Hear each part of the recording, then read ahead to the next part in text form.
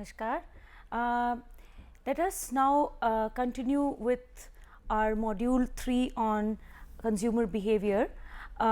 We were discussing module 3 which was market segmentation and positioning. We will now continue with the second R of this module. This module comprised the following topics: aggregate marketing and market segmentation, target marketing, market segmentation, alternatives available for segmentation, basis for segmentation, targeting and positioning. In the first session of this module, we have already covered aggregate marketing and market segmentation. We have also discussed target marketing, market segmentation, the various alternatives available for segmentation, the various bases for segmentation of both B2B and B2C scenario. Now we are to continue with targeting and positioning. So, in this second hour of module 3, we shall be covering targeting and positioning. Now, let us first start with targeting. After identifying the segments, the marketer has to decide upon the segment or the segments which he will be catering to, and accordingly he would have to direct his marketing mix.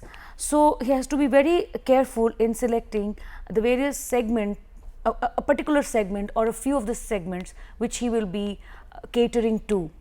Now, when we talk of the target segment is the group of customers that the marketer decides to serve. So, here we have a group of customers or groups of customers that the marketer decides to serve.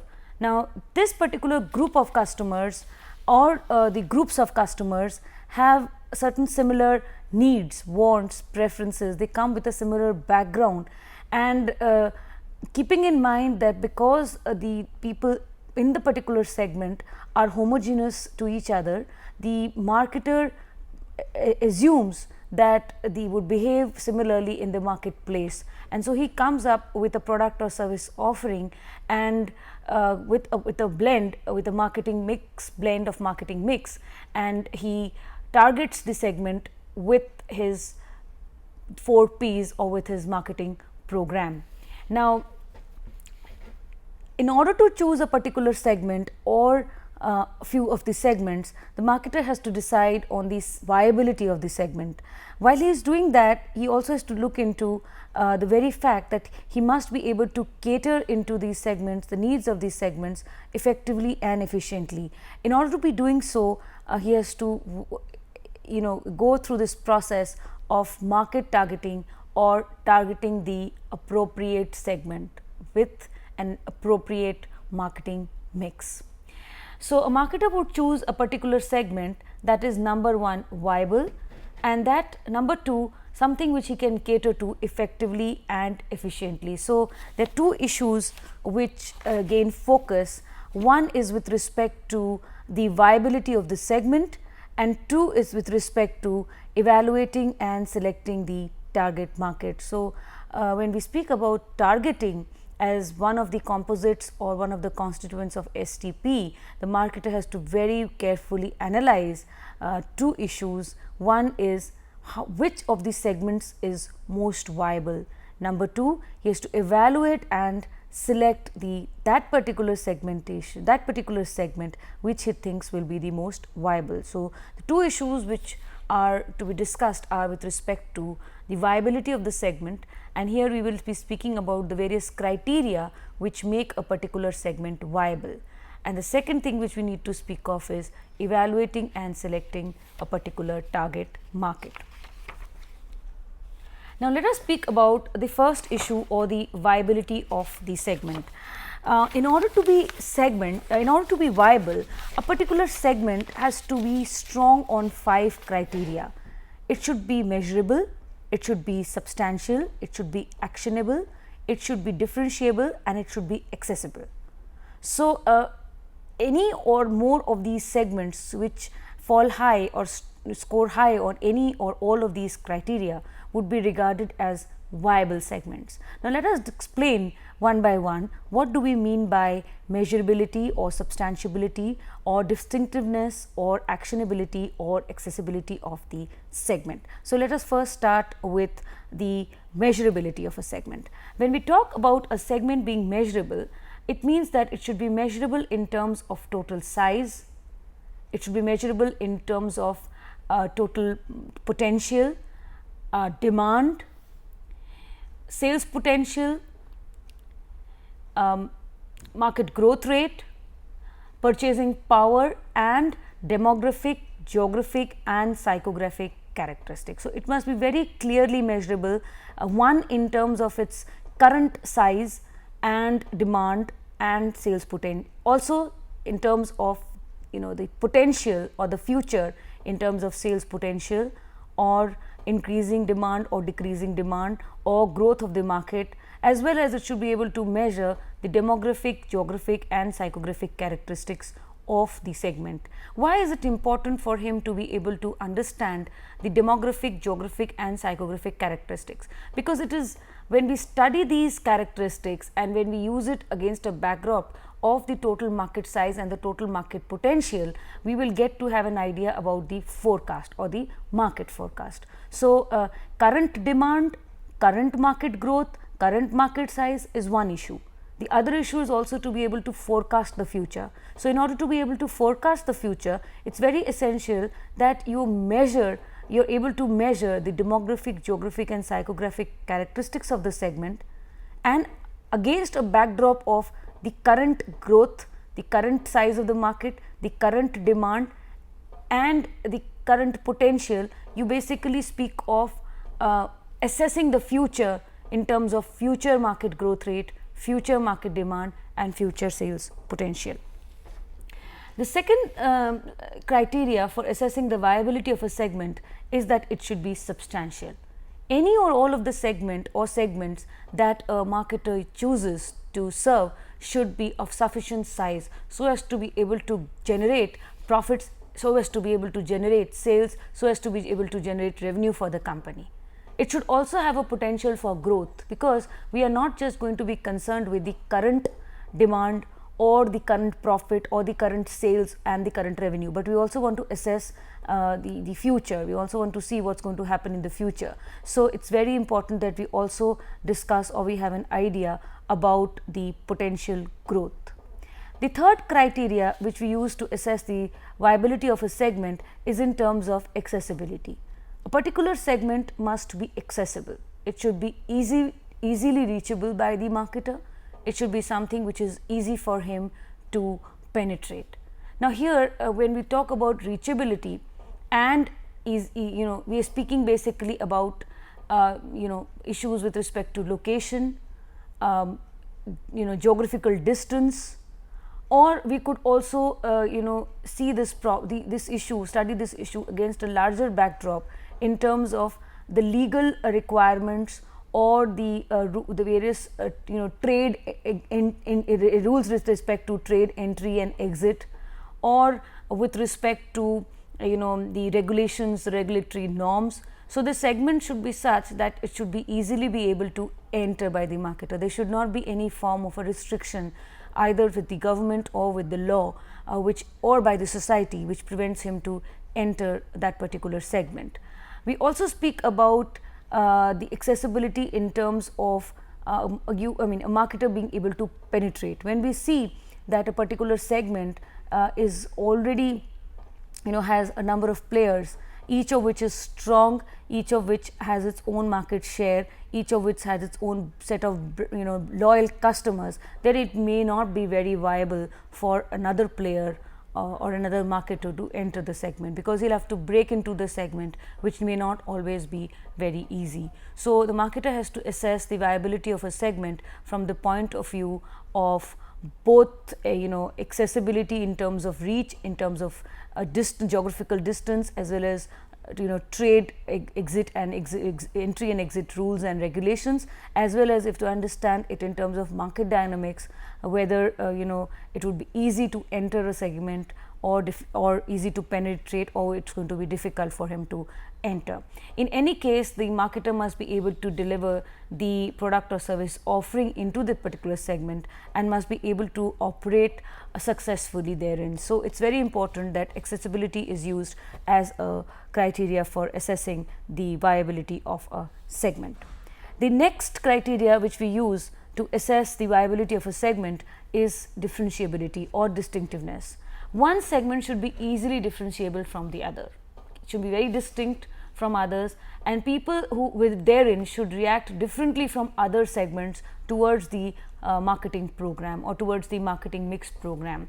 So, there must be very clear differences in terms of consumer wants, needs, preferences for a product or service offering must exist across these segments. Clear differences must exist in terms of consumer need and want and preferences. And while the segment has to qualify homogeneity within the segment, it should be heterogeneous with other segments. So, when you are talking about segments and we are talking about targeting a segment, be sure that when you're selecting segments, they have to be easily differentiable from one another. This is because with a particular product or service offering and a particular mix, a marketing mix or a marketing program, you are going to have difficulty having the same product or service offering and the same marketing program if your two segments are overlapping or if they are similar. So, to be able to cater to them efficiently and effectively, it's very essential that you have to define them in terms of differentiation or distinctiveness and deal with them in a different manner. Provide them a product or service offering with two different marketing programs or two different marketing mixes. So, herein lies the importance of distinctiveness or differentiation as a criteria for assessing segment viability. The next criteria which we consider to assess the viability of a segment is in terms of actionability. Okay.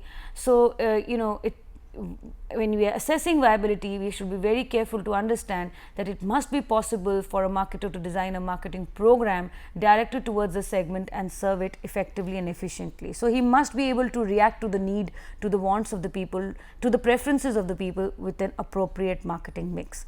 Now, he has to do this keeping in mind profit, keeping in mind revenue. So, this actionability means serve the segment, but be sure that you do it in a profitable manner. Be sure that you get your returns as quickly as possible.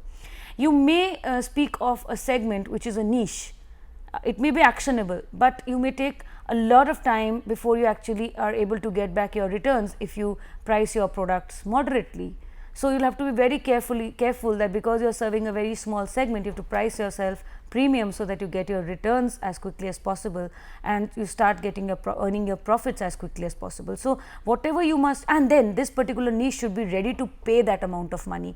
So, by actionability we mean that we should be able to put all the 4 P's into action very smoothly and very clearly, very easily, not at the expense of company's profit, but for the company's gain. Okay. So, these are the various criteria which we use to assess the viability of a segment. Now, after this we move to the second issue, which is with respect to evaluating and selecting target segments. So, how are we going to evaluate these segments which we have just done? Means use some of these criteria to evaluate segments, but the second thing which we have to do is we have to also select these segments. So, while evaluating and selecting market segments, we need to address 2 questions. One is, what is the overall attractiveness of the segment? 2, what are the company's objectives and constraints? So, while you are selecting a target segment, you have to keep in mind what is the overall attractiveness of this segment and what are the company's objectives and constraints. These 2 questions will actually help you ponder and come up with an answer, basically help you with an answer to what is the segment which I should actually target. So, to select a particular segment, you have to keep overall attractiveness of the segment in mind as well as company's objectives and constraints in mind. Now, what is overall attractiveness of the segment? When we talk of overall attractiveness of the segment, we are talking about the size of the segment, the sales in the segment, the growth rate, the profits, the revenue, and of course the overall productivity or overall profitability of the segment. So, we are talking about the attractiveness of a segment from the point of view of sales, revenue and profit. There is another attractiveness which we study in terms of structural attractiveness. So, structural attractiveness we would speak in terms of competition, in terms of entry exit barriers, availability of substitute products, and the backward power balance equilibrium between the supplier and the buyer, that is the B2B, in our case the marketer. So, our attractiveness can also be studied in terms of the structural attractiveness, which we define in terms of what is the competition in the market, how intense is the competition, what are the entry and exit barriers with respect to competition, also what is the nature of substitute products, what is the backward power balance equilibrium or equation with the vendors or with the suppliers, between our marketer and his vendor and supplier. So, essentially we are talking about the B2B dynamics, that is the equilibrium or the power dynamics between a marketer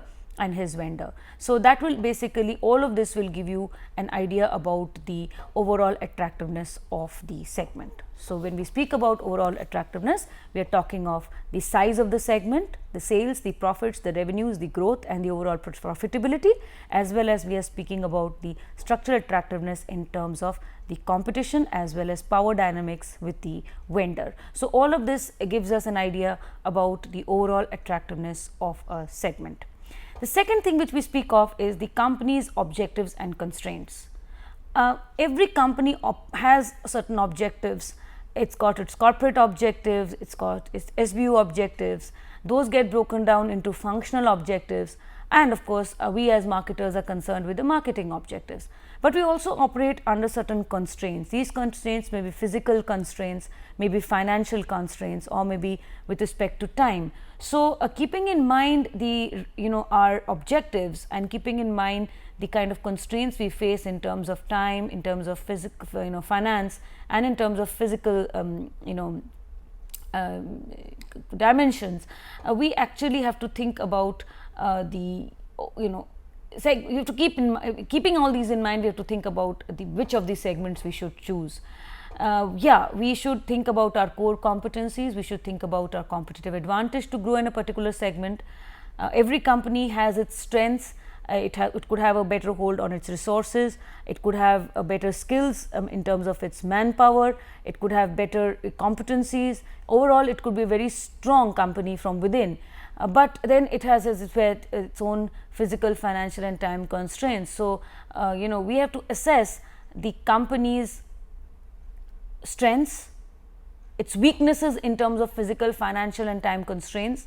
And against this backdrop, you have to study the company's objectives. That means, will the company be able to achieve its objectives, keeping in mind its constraints in that particular segment. So, in a nutshell, what we are trying to see, that a segment would be profitable or viable or attractive to enter when the company would be able to achieve its objectives of growth, sales, revenue, profit amidst constraints of finance or physical constraints or time constraints. So, you have to see we have to assess what are company's objectives, what are its constraints, and keeping these two things in mind, we will be able to assess which of the segments is attractive and which of the segment or segments should a marketer be able to cater to. Now, there could be 5 different patterns of target market selection, keeping in mind the overall attractiveness of the firm, keeping in mind the overall attractiveness of the segment, keeping in mind the company's strengths, keeping in mind the company's weaknesses, and keeping in mind the company's objectives. We could actually settle for one segment to cater to or few segments to cater to. We could have a policy of just offering one product, or we could offer a few products, or we could offer a few products to a few segments. So, a marketer has these different alternatives which we study in terms of the patterns of target market selection. So, there could be 5 different patterns of target market selection.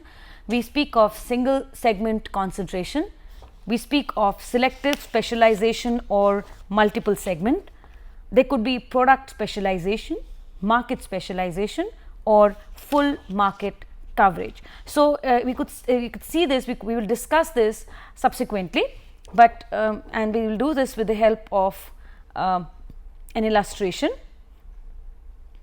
So, if you see here, let us take a scenario where we speak about 3 segments called M1, M2 and M3, and 3 different products called P1, P2 and P3. So, let us take 5 different scenarios which will explain to us and exemplify the 5 different patterns which we have just mentioned.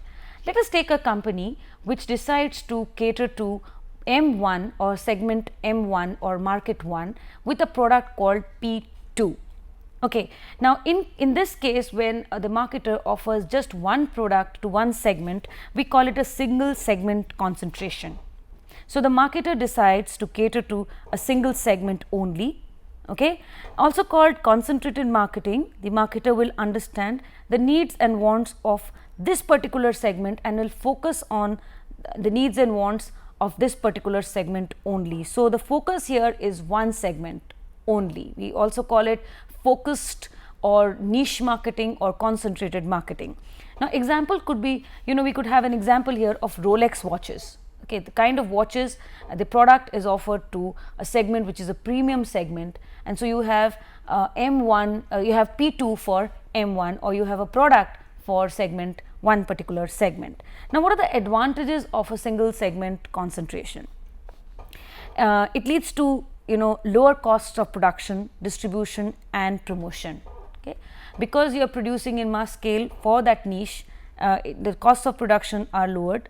The cost of distribution and promotion are also lowered. It also leads to greater specialization of product or service offering. There is always a greater chance and a very strong chance of achieving a very strong presence and becoming a market leader for that particular segment, because here you are focused on, or you are concentrating only and only on the needs and wants of this particular segment. So, you basically begin to specialize in that product category or that service offering, and you emerge as a strong player or a strong leader in that particular segment. Now, there are certain disadvantages of a single segment concentration as well. Okay. Now, what are the disadvantages? One, all the eggs are placed in one basket. So, if the segment weakens, the marketer is finished. The risk is totally, it's not spread, it's concentrated. So, if the market turns sour, or if the segment turns sour, you're finished.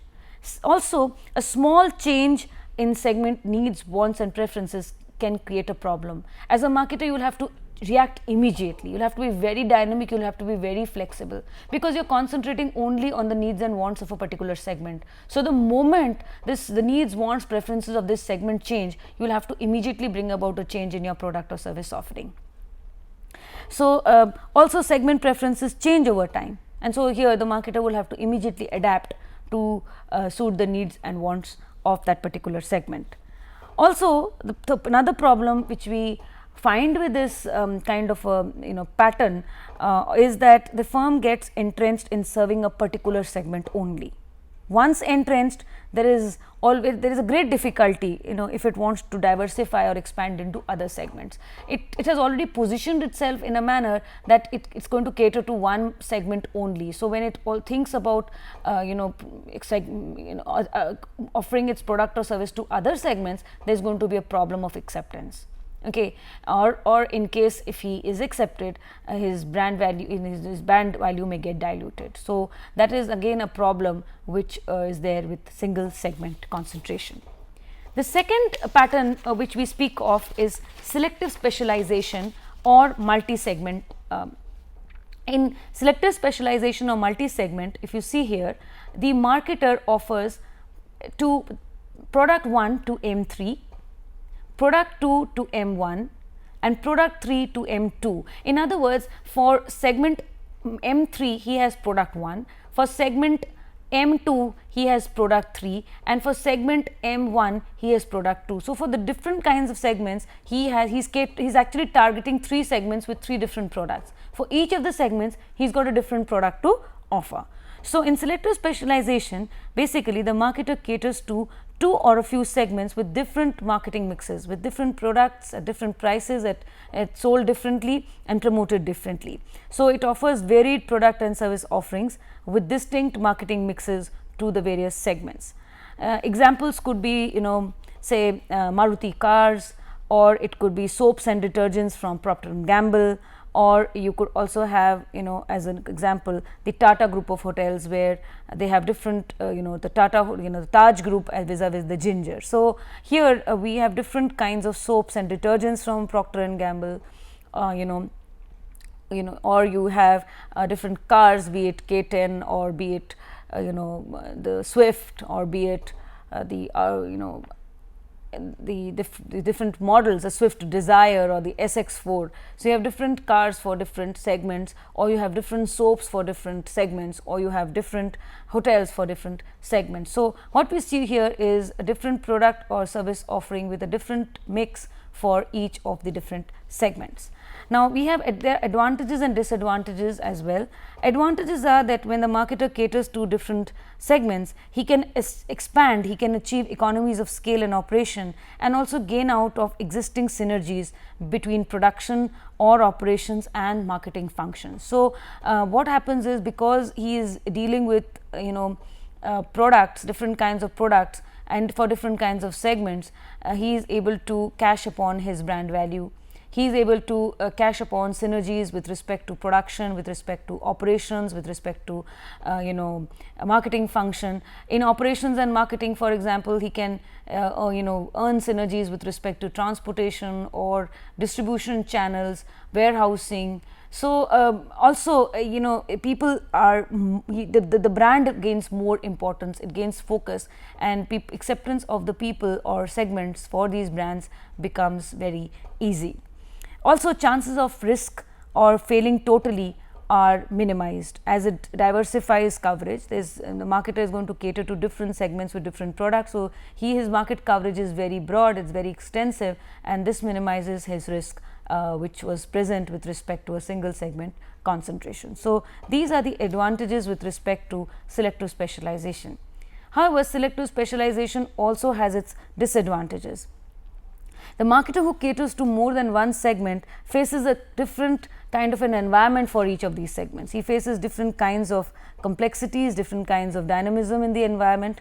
The environment for different kinds of products, for different kinds of segments is going to be very different, it is going to be very dynamic, it is going to be very, very complex.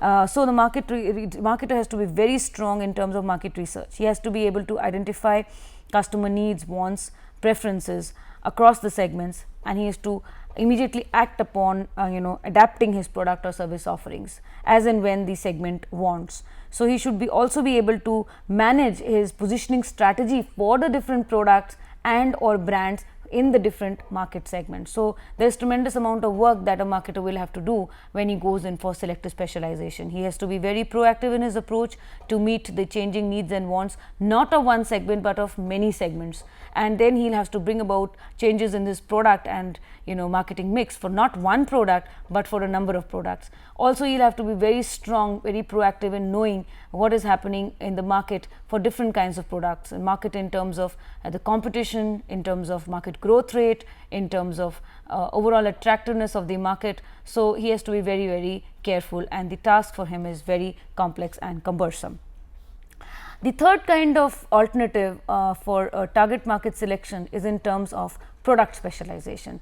Now, if you see product specialization, in spite of being able to serve come up with different products, instead of coming up with different products for different segments, in product specialization, the marketer decides to offer only one product to n number of segments which could be there. So, he could offer the same product to 2 or 3 or 4 of the segments. He would sell a particular product to the different market segments. He would bring about variation in the product line, and the product remains the same. There could only be a variation in the product which he will offer to different segments in the market. So, the marketer basically deals with varying products in the same product line. Okay, it adapts the product to sell to different marketing segments. For example, Gillette, okay, it offers different kinds of razors for different kinds of market segments. Okay, it's also come up with different kinds of products for different market segments. So here what Gillette specializes is in product specialization. Now, what are the advantages of product specialization? When the marketer caters to different segments with a single product or varying forms of the same product, he can develop specialization in the product, and he would also develop a kind of a reputation in the product line. So he begins to gain strong market presence with respect to his product and or product line. But there is also a disadvantage with this approach. If the product dies or if the product matures, the marketer would cease to exist. In case the product matures during its in the stages of product life cycle, or in case the product begins to die, the marketer would be left with nothing. So this is the third pattern which we see in terms of target market selection. Now let us discuss the next pattern or next type of segmentation which a person could marketer could opt for. This is in terms of market specialization. So here the marketer basically deals with a particular segment only and provides different kinds of products to meet the needs or wants of that particular segment. So this market segment is one, but the products he is going to offer will be many. So for example, for a particular segment called M1, the marketer offers products could be P1, could be P2, or could be P3. So what he specializes in terms of the market segment. So the marketer deals with just one specific segment, and he tries to meet the different needs and wants of that particular customer group through offering different kinds of product and service offerings. Now, example here is, for example, the various ordnance factories in India. They exist to cater to meet the needs of the defense forces only. So different ordnance factories in the country, they make different kinds of products, be it arms, be it ammunition, be it clothing, be it shoes. Different kinds of products they offer to meet the needs and wants of just one segment, which is the defense forces. So here we see a perfect example of market specialization. Now, market specialization also has its advantages and disadvantages. In case of the monopolistic situation, the marketer has a lot of potential to grow. He would exist to serve the needs and wants of the segment, in fact all the needs and wants of the segment. And the focus here is on catering to the needs of a particular market segment. So the marketer is totally customer centric, he is totally customer focused. So people would depend on him, they would depend on him and his brand. However, the disadvantage with this approach is that if the segment weakens, the marketer is finished. He is just concentrating too much on just one segment, and if the market demand from this particular segment turns sour, the marketer is totally finished. Finally, we come to the next, which is called full market coverage. In full market coverage, a particular marketer decides to offer different kinds of products to different kinds of markets, and he basically covers the whole market or the full market. That is why this approach is called the full market coverage. For example, to product 1 he would offer in all the segments, product 2 he would offer in all the segments, product 3 he would offer in all the segments. So for market 1, segment 1, he gets all the products P1, P2, P3. Market segment 2 gets all the products in the form of P1, P2, P3, and market 3 gets all the products in terms of P1, P2, P3. So the marketer basically is catering to the whole market or the entire market, and that is why it is called the full market coverage. Now, when we talk of full market coverage, it could basically assume two forms, a differentiated form and an undifferentiated form. In differentiated form, the marketer would operate in the whole market and offer differentiated products for different segments. So he will operate in the market, but he will provide some level of differentiation in terms of products for the different kinds of market segments. For example, IBM or HP, they have different kinds of solutions or different kinds of printers. IBM has different kinds of product or service solutions. Similarly, HP has different kinds of printers. They cover the whole market, but they have different kinds of printers which they sell to the market. In undifferentiated form, it is similar to mass marketing, where the marketer would treat the market as a single segment and offer a single product to the whole of the segment. He would just ignore any kind of differences between the different segments that may exist, and he provides no differentiation at all and provides a single product to the entire segment. So, examples could be in form of basic groceries or staples. However, we have seen of late that this is an idealistic situation, and even in cases of basic groceries and staples, some level of differentiation is coming up. Like for example, for salt, you have different kinds of salts which are available in the market. Even for a product like Pepsi, you have a diet Pepsi also. So, different kinds of some level of differentiation is cropping up even in this undifferentiated form. So, to speak about undifferentiated form as a full market coverage may be a very idealistic situation. Now, what are the advantages of full market coverage and what are the disadvantages of a full market coverage? When we speak about the advantages, large scale diversification is possible. So, you are going full scale, you are going diversifying across products, you are diversifying across segments, and level of risk is highly minimized. You are gaining in terms of brand image, you are gaining in terms of brand value, your reputation is very, very strong.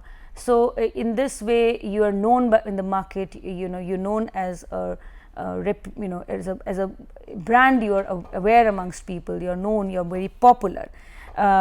Chances of risk and chances of falling out are also minimized extent, because you are diversifying. So, you are minimizing your level of risk associated with the market. However, the disadvantages with this approach is that it is very difficult for a marketer to be basically focused and specialized in a product category. It is very difficult for a marketer to be focused with respect to a particular category or in the market, and to be able to offer different kinds of products to different kinds of markets is a very cumbersome task. So, he may not be able to do full justice with his products to the full of the market. So, these are the problems with respect to a full market coverage. Now, let us move beyond and speak about positioning. So, we have discussed market targeting. We have seen how when we target markets, we look at the overall attractiveness of the segment. We also look at the company objectives, the different kinds of constraints that a company has. We speak about the viability of the segment in terms of measurability, substantiability, actionability, distinctiveness and actionability. So, keeping in mind these criteria which define viability, also keeping in mind the overall market attractiveness in terms of growth, in terms of sales potential and in terms of profitability, also keeping in mind the structural attractiveness, and finally keeping in mind the company objectives and constraints. A company basically decides to cater to one segment or two segments. So, it makes a final choice after having made a study about the viability of the segment and studied the attractiveness of the segment, and its own objectives and constraints. The marketer finally decides on whether to cater to one segment or to cater to two segments, and whether to cater to a segment with a product or with many products. And so, he has any of these 5 alternatives to choose from, which could be single segment concentration, multi-segment, product specialization, market specialization or full market. Now, once he has done that, he has to go in for the third constituent in target marketing, which is called positioning.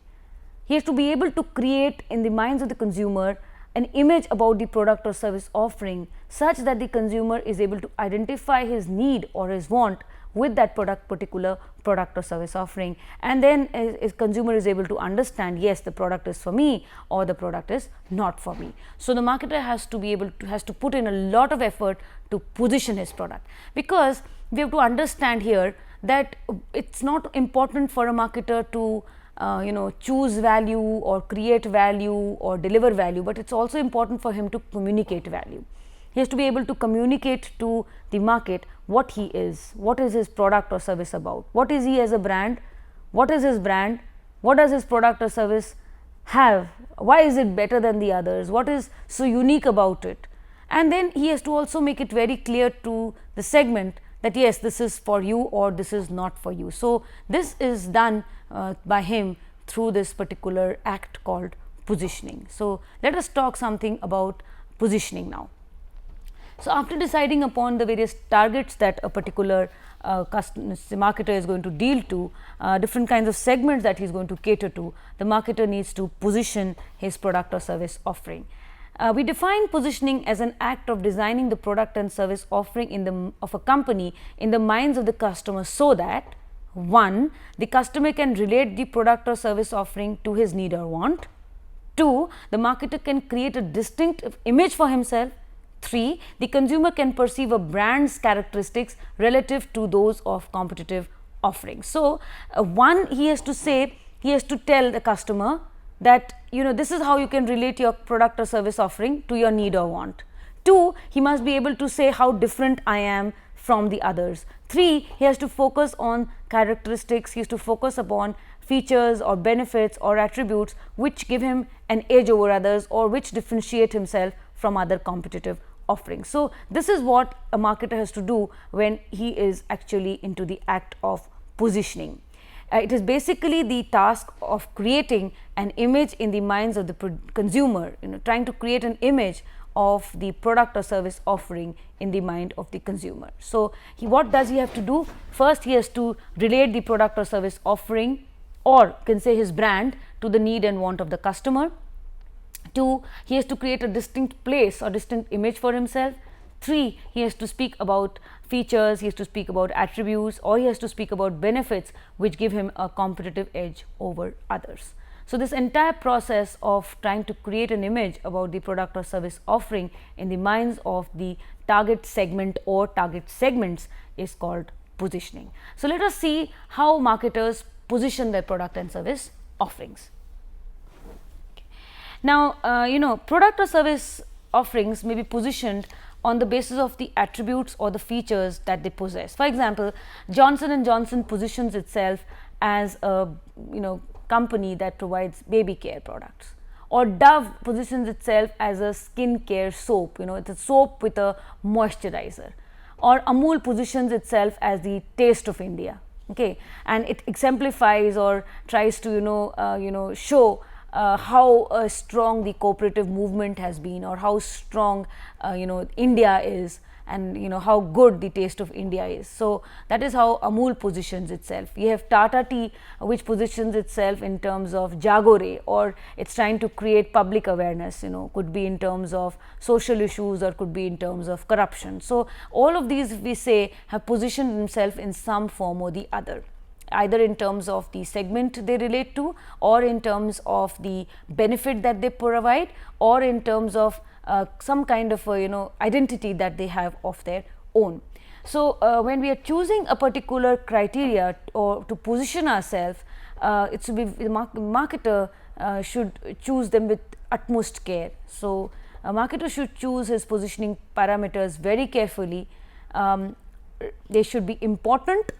Important here means they should be valuable to the customer. Very, it's very essential that we understand that whatever is important should be important from a customer's perspective. It should not be important from a marketer's perspective. So, if we say brand X is important for a customer, it should really have a feature or an attribute which is of relevance, which is of value to the customer.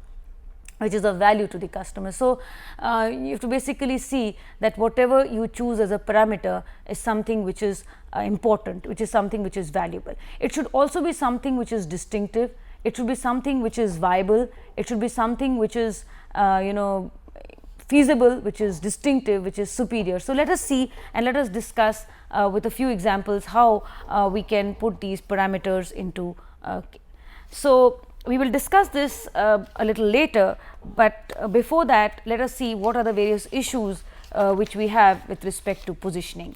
The first thing is choosing what to position.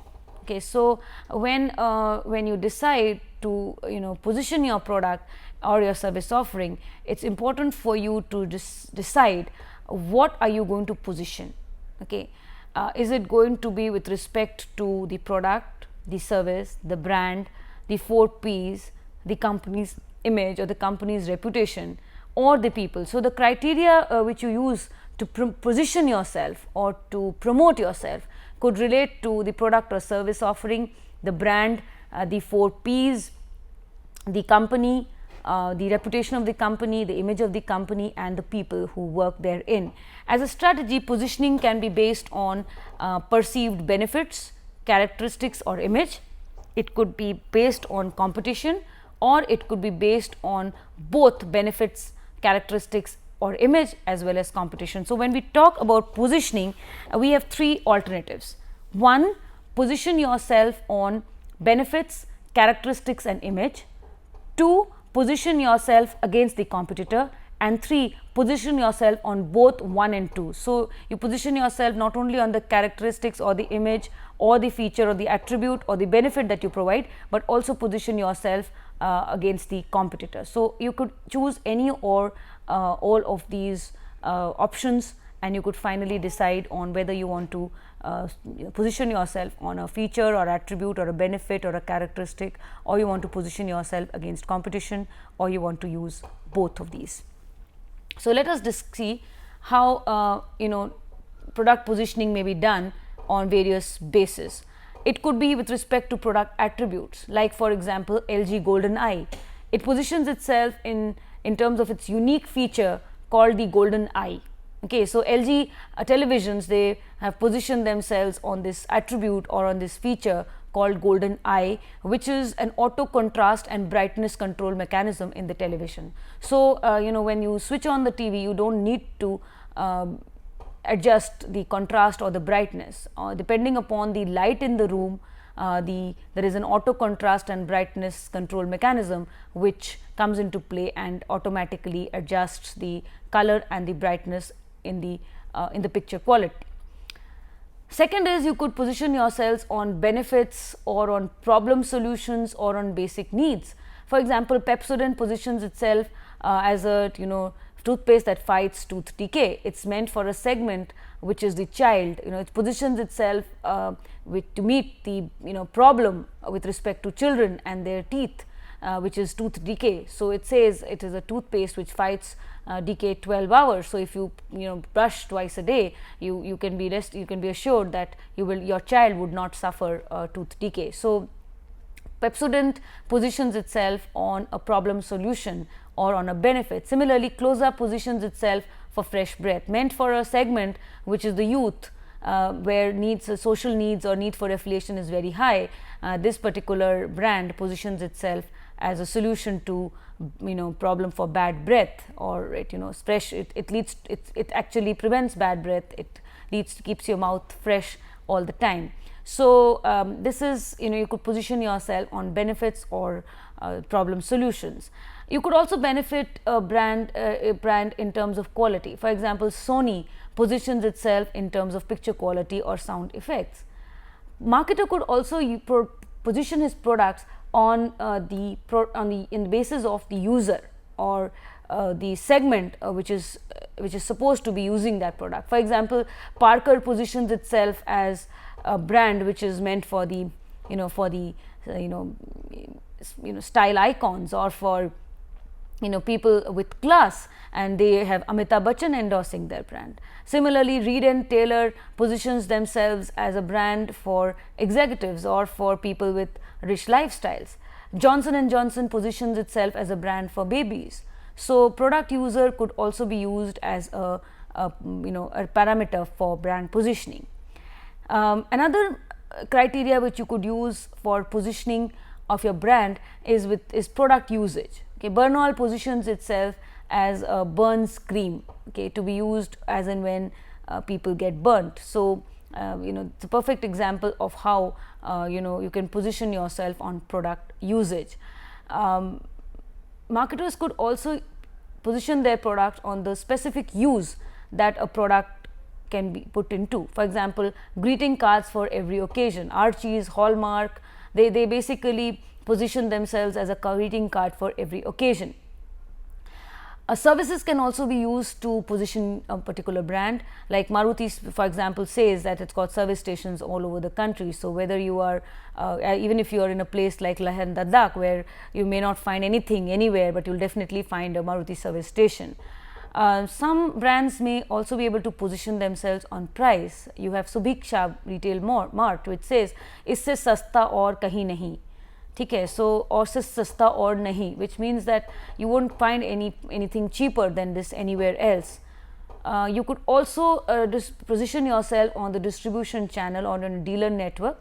For example, Dell till of late positioned itself on direct selling and high level of customization. Of course, now it has moved beyond and it's also stocking its product with dealers and selling via other stores. But initially, when it was selling direct, it was basically positioning itself on the basis of high level of customization that it provided when you bought straight from the company. You can also position yourself against competitors. This is very commonly used.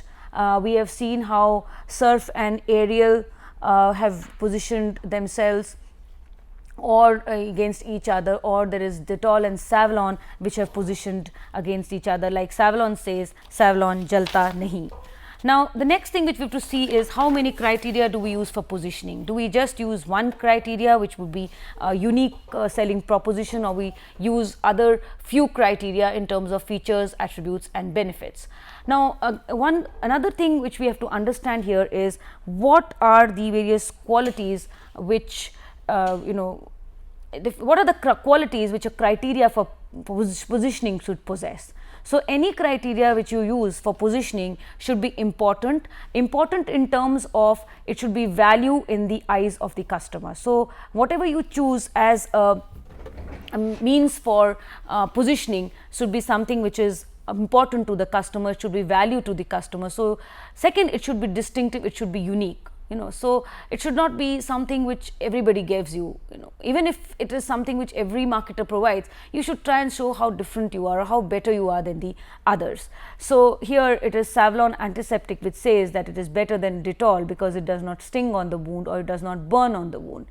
Another quality that the criteria must possess is that it should be superior, it should be better than the others. So for example, you have many refrigerators, we talk of cooling time, they take lesser time in cooling or making ice, and Videocon says that it makes it helps make ice faster. So it shows how superior you are from the others. The criteria should also be communicable, you should be able to easily communicate it to the public or to the market segment. You should be able to speak of less of the technical jargons, but more of the benefits that this particular criteria provides to the segment or to the market segments. The criteria should also be something which should be preemptive. Okay, it should not be something very easy to copy. It should not be something which which can be easily imitated.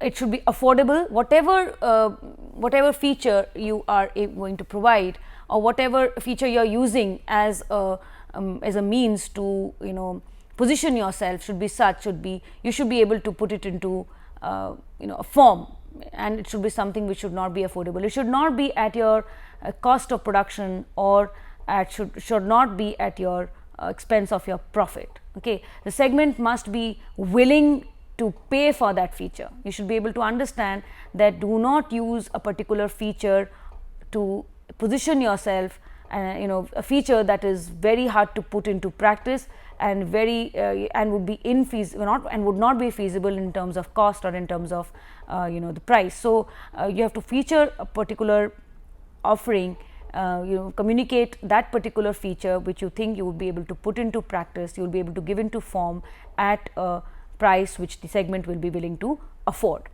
And finally, the segment, the criteria should bring profits to the company, and it should be sustainable in the long run. Now, when we talk about positioning strategies, there are two kinds of positioning strategies, the point of parity and the point of difference. When we talk about point of parity, it is a product or service offering here is similar to that of the competitor.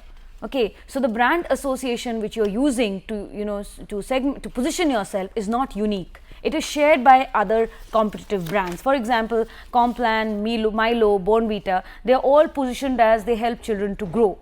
Okay, but within this association point of parity, we have two basic forms, competitive parity and category point of parity. In category point of parity, the product or service offering should be such that it possesses certain qualities or characteristics that are bare essential to qualify being a part of that product or service category.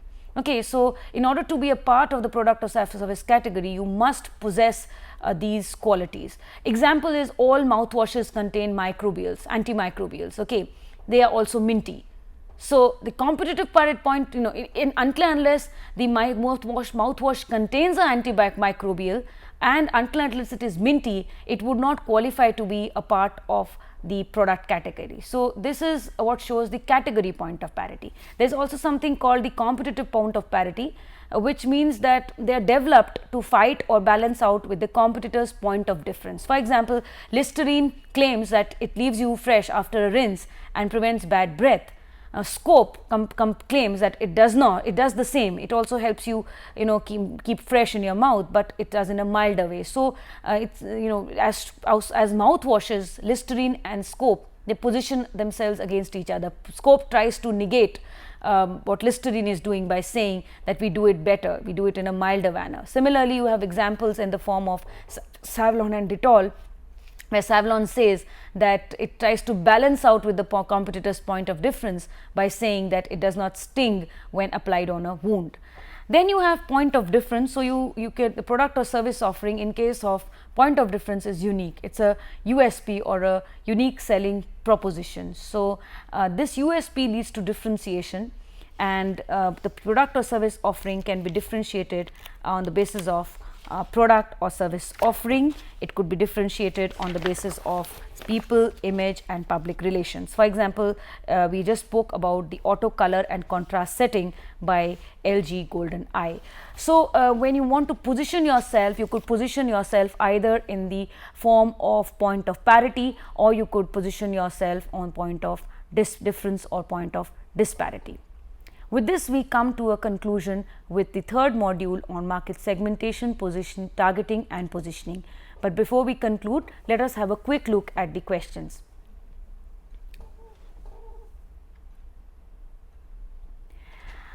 On question 1, on what criteria would you evaluate the viability of a segment? So you have here the different criteria which we have discussed in terms of accessibility, measurability, substantiability, differentiability and actionability. Question 2, differentiate between product specialization and market specialization, and product points of parity and points of difference association. So we have just discussed product specialization, where you specialize in a product category and provide it to different segments. In case of market specialization, you cater to a particular segment and provide different products to that particular segment. So this is difference between product and market specialization. Point of parity and point of disparity. In point of parity, you use a feature which is similar to others, but you may be better. In case of point of disparity or point of difference, you use a particular feature.